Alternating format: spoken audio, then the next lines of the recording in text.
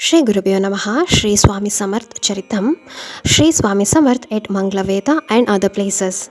From Pandharpur, Shri Swami Samarth came to Manglaveda in 1838 and stayed there for a period of about 12 years.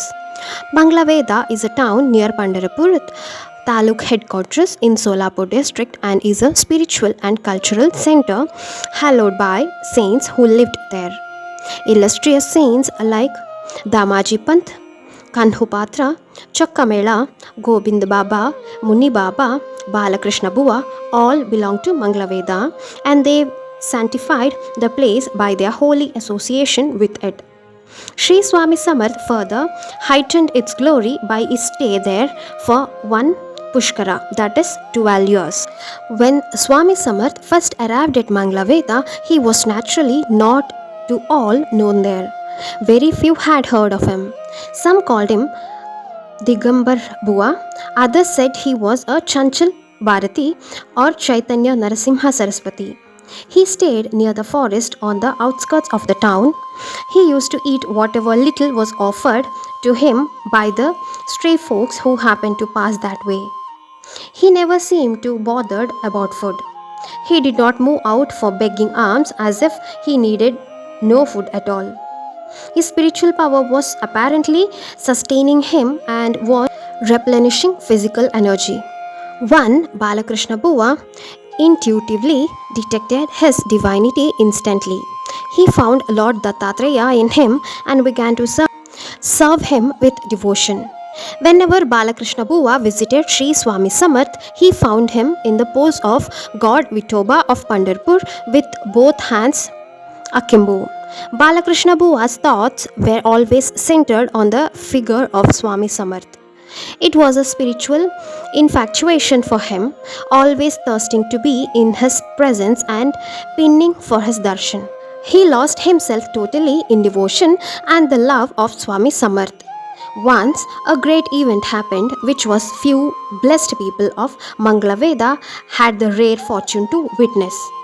When Swami Samarth was sitting on one bank of the river, two others with resplendent bodies approached him from the other bank.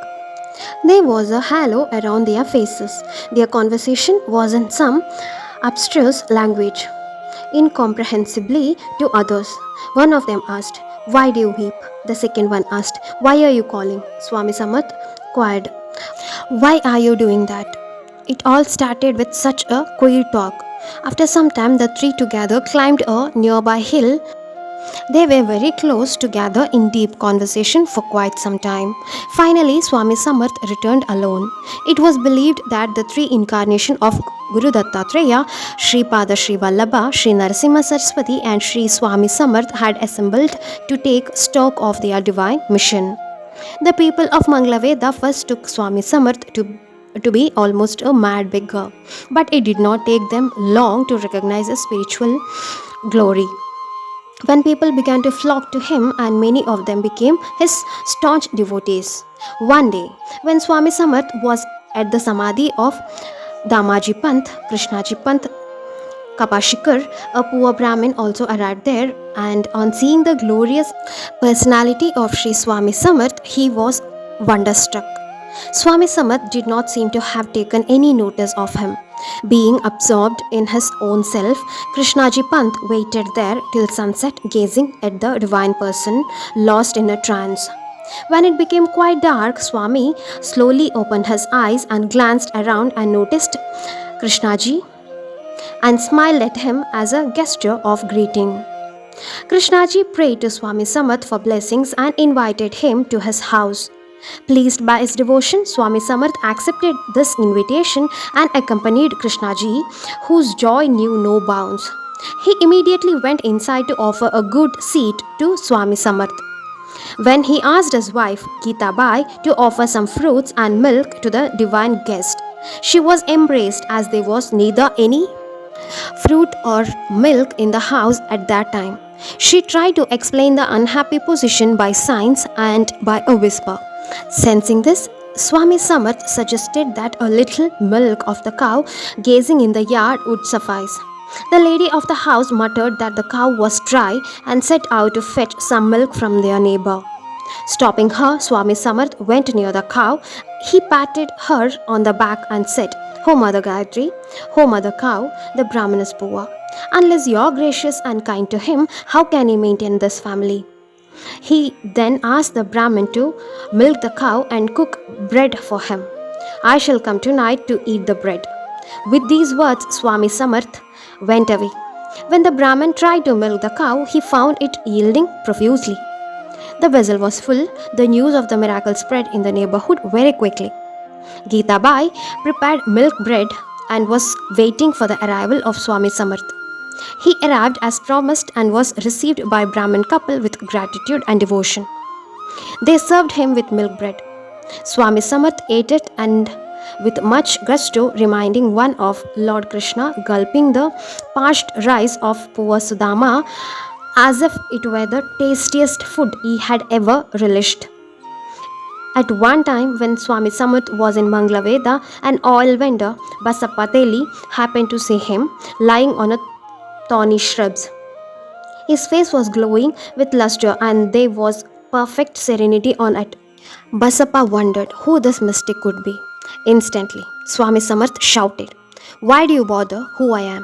Basappa realized the omniscience of Swami Samarth and was overwhelmed by devotion. He became one of his ardent devotees and followed Swami Samarth whenever he went. Being poor, Basappa could not, however, support himself and his family. During Swami Samarth's wanderings in the deep forest, Basappa too was following him. Suddenly, a number of serpents made their appearance, rushing towards them. Basappa was almost frozen with terror at their sight and was trying to shield himself behind Swami Samarth. Swami Samarth was not perturbed at all. He said, "Basappa, don't be afraid. Pick up as many serpents as you like. Tie them in a bundle and take them home." Basappa, though still frightened, was wondering what Swami meant. Swami again commanded, "Pick up soon, be quick." Basappa then made bold to catch hold of only one reptile in his cloth and went home in great fright. On reaching home, he found that it had become weighty, and when he opened the cloth, there was a golden bar and not the snake. With such incidents happening, even those who first scoffed at Sri Swami Samarth began to realize his powers. Many turned as devotees, and his name and fame began to spread far and wide. Let us wind up for today, and tomorrow we'll continue with the other incidents. Om Shri Sainathaya Namaha. Om Shri Swami Samarthaya Namaha.